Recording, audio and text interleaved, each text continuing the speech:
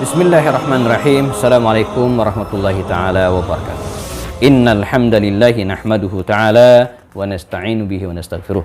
Asyhadu an la ilaha illallah, asyhadu anna Muhammadan abduhu wa rasuluh. Allahumma shalli ala hadzal nabiyil karim wa ala alihi wa sahbihi ajma'in.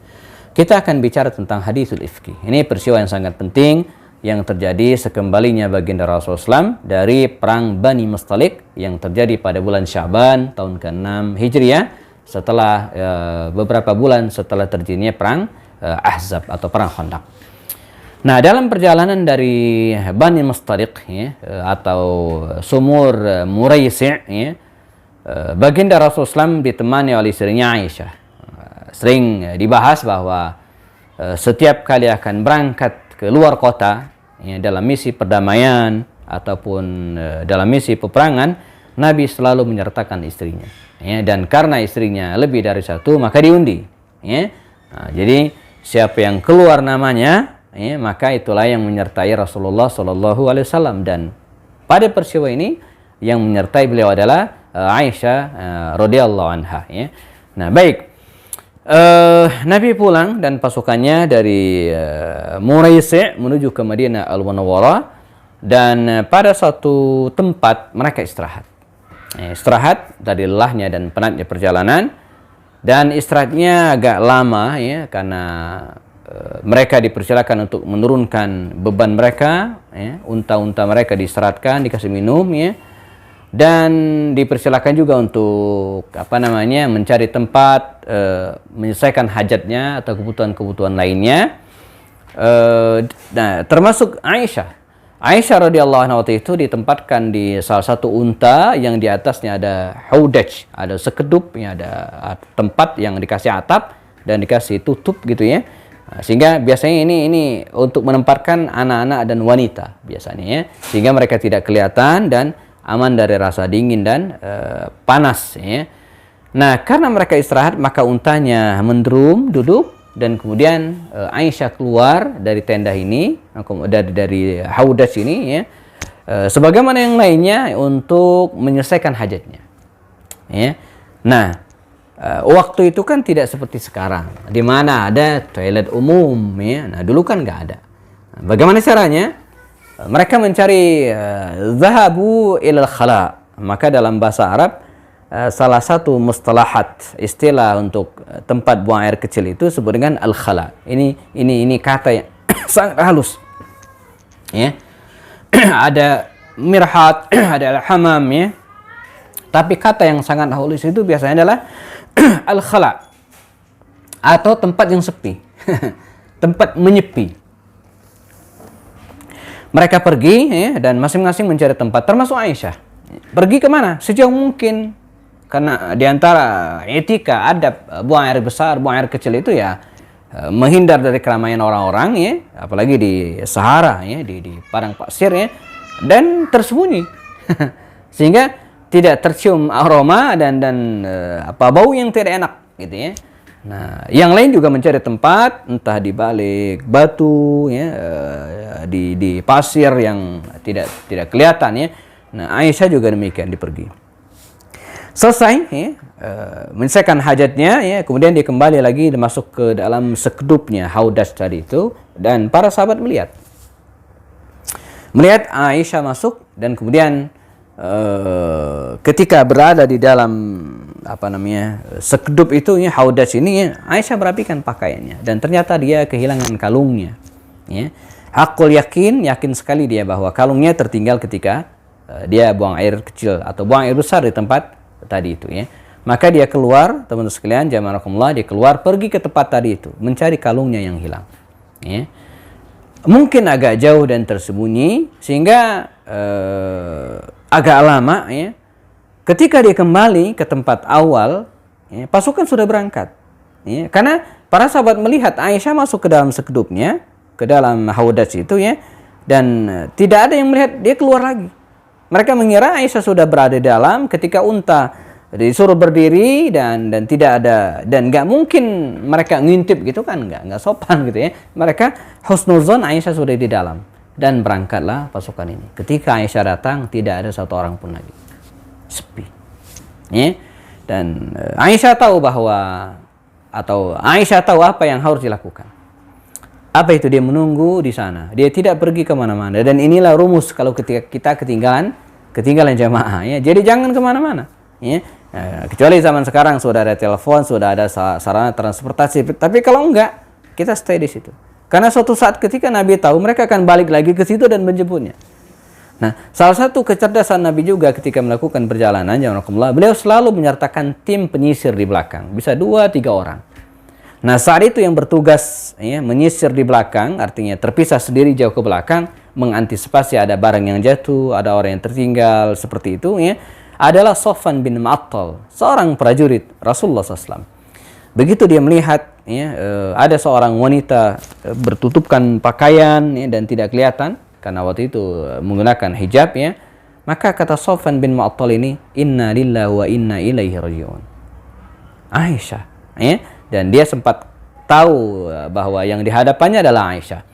Dan tidak ada hal lain yang dilakukan kecuali turun dari untanya jemaah dan mempersilahkan Aisyah untuk naik ke atas untanya.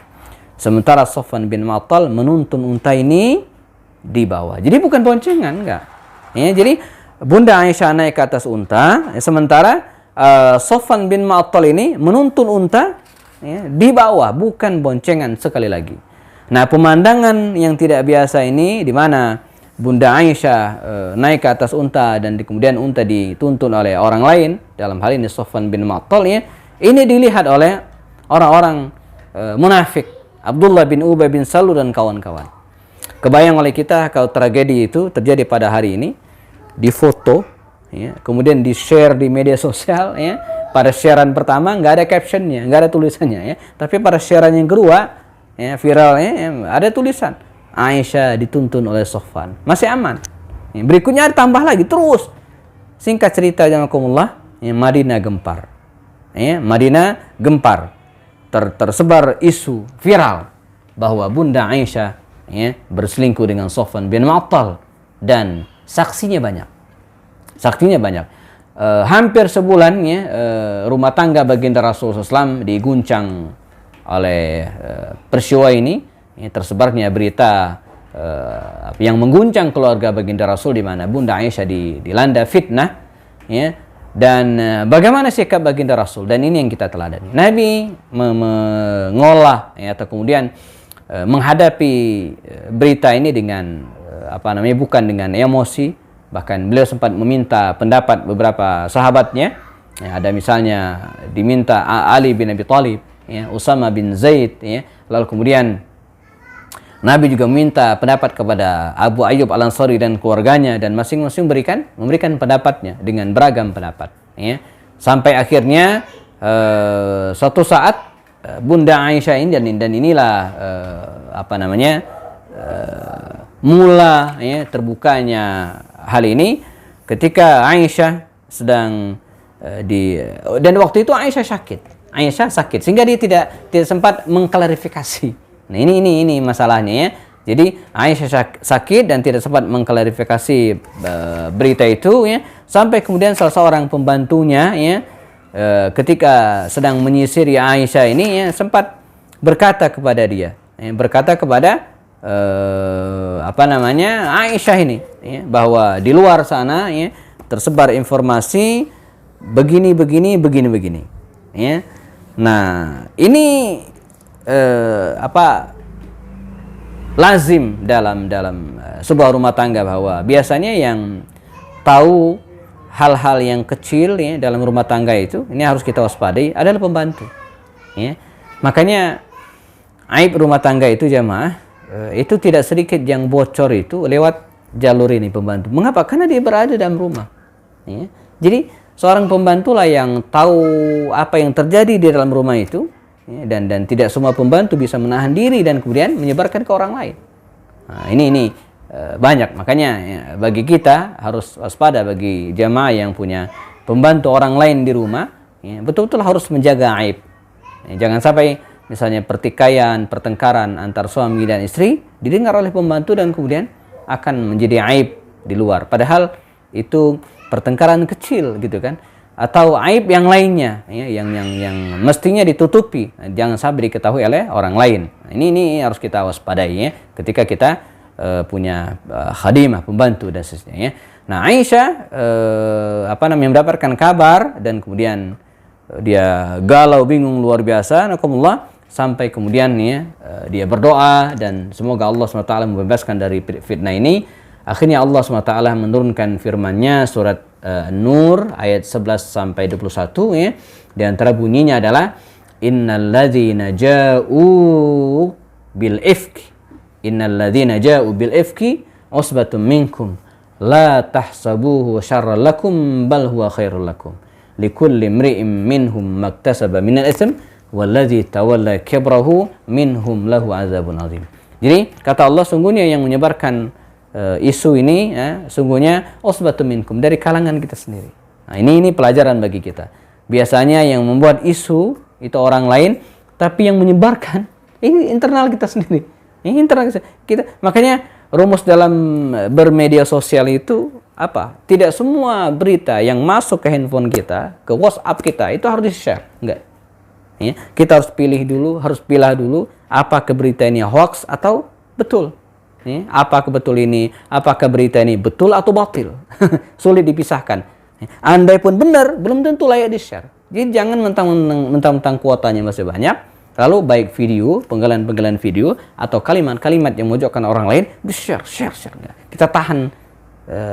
Kalau dulu kita diperintah untuk menahan lisan, nah sekarang enggak, menahan jempol. Supaya kita tidak gampang meng-share. Nah, jadi, usbatu minkum, dari kalangan umat Islam sendiri. Dan belakangan ditemukan ada 3 orang yang terlibat dalam penyebaran isu ini.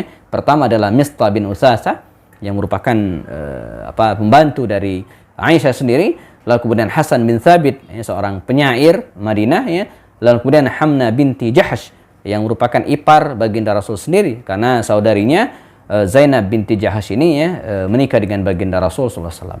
Jadi mereka sudah terlibat dalam tragedi ini, dan berdasarkan firman Allah surat An-Nur ayat 4 dan 5, orang-orang ini dihukum oleh baginda Rasul, walladzina yarmunal muhsanat tsumma lam ya'tu bi'arba'ati syuhada fajliduhum 80 jaldah.